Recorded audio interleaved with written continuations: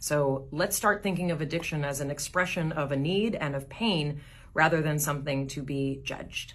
I want to share my 2 cents because I believe that I have a point and I hope I'm not alone in this.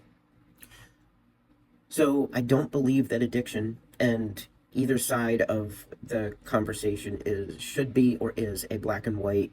Either you are judging those or you are on the other side. I don't believe that that's the case. And here's why. Both sides of my family, all sides of my family, every member of my family that I have ever known or known of has had some struggle with addiction. Has had a lot of struggle. Many have passed on. Many have gotten very, very close to ending themselves, or have been very, very injured in the hospital and all that. And every single member that I know of has had some addiction problems with anything that has any physically addictive properties. Some even have addictions to things that aren't physically addictive. Addiction runs so strong and deep in my family that I know, just based on my personal actions, things that are not physically addictive, I feel the pull in the addiction.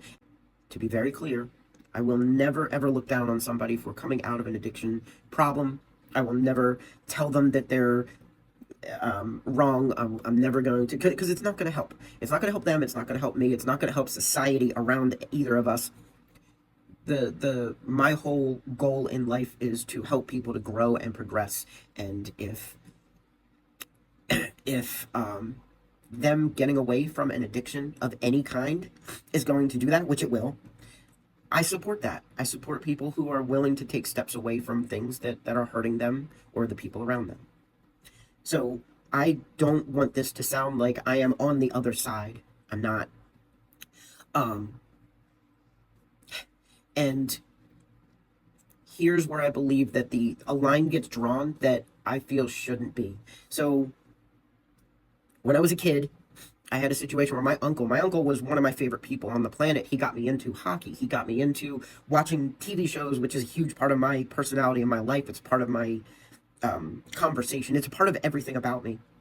TV shows, nostalgia, 80s and 90s movies, and just being a part of that world, right? And he got me into all that. He taught me how to have the humor that I have. He taught me so much.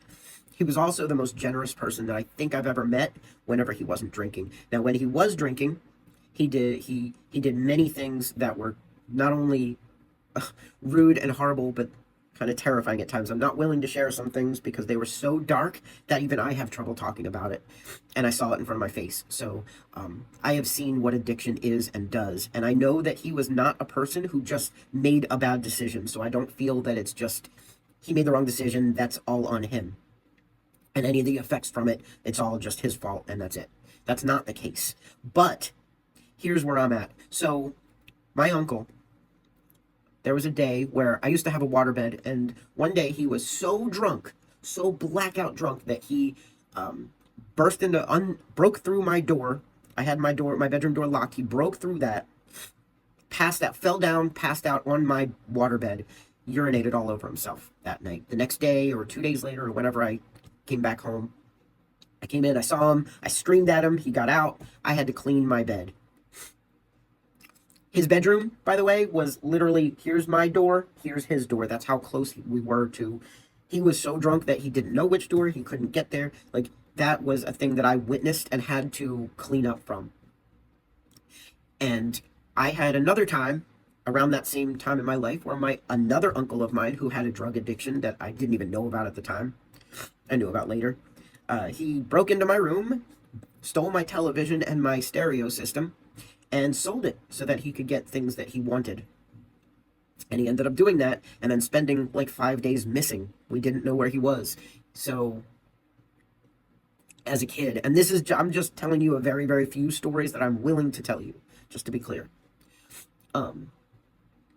The police were at my house more than I was, and I have watched so many members, those same uncles of mine who were and are some of the most important people in my life. They're not here now.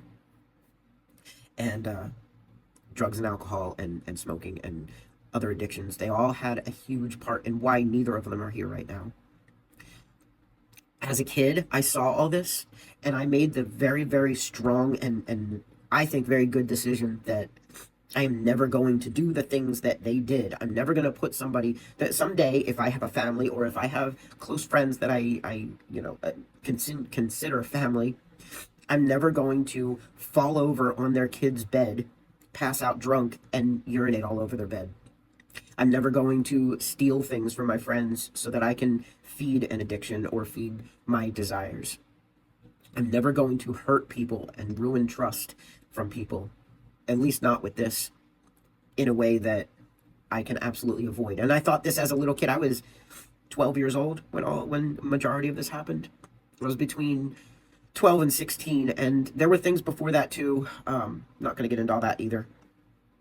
But all of this made me look at my life and look at their lives and say, I'm going to treat alcohol and drugs and everything that has addictive qualities and additives and all.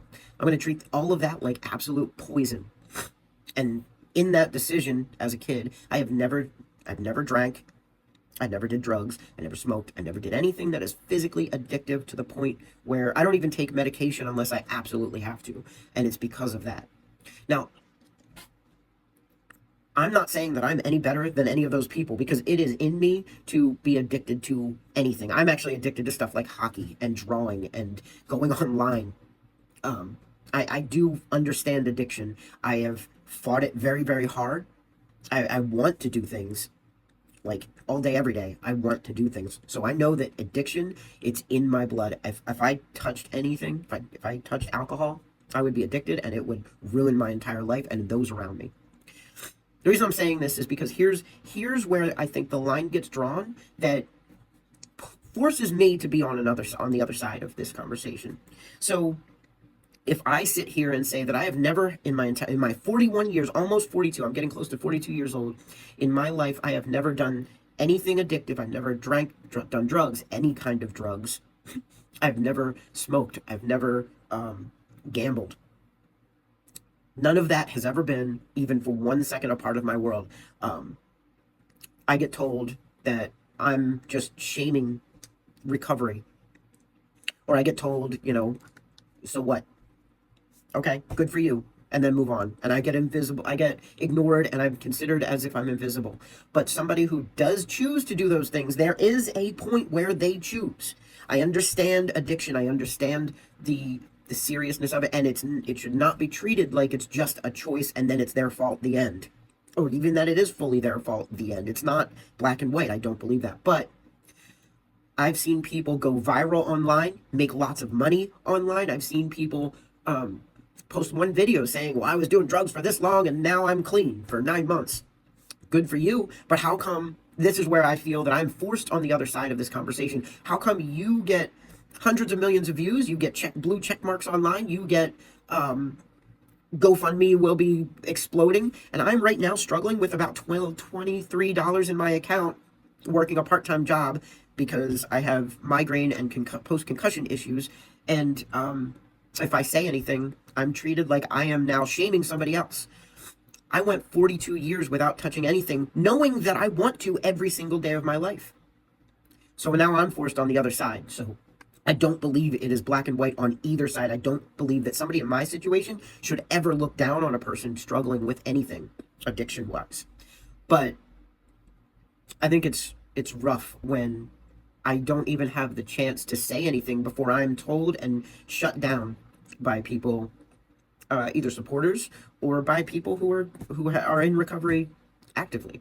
So I want to know people's thoughts about this, and I want you to know that I am not in any way against people anybody who betters their life.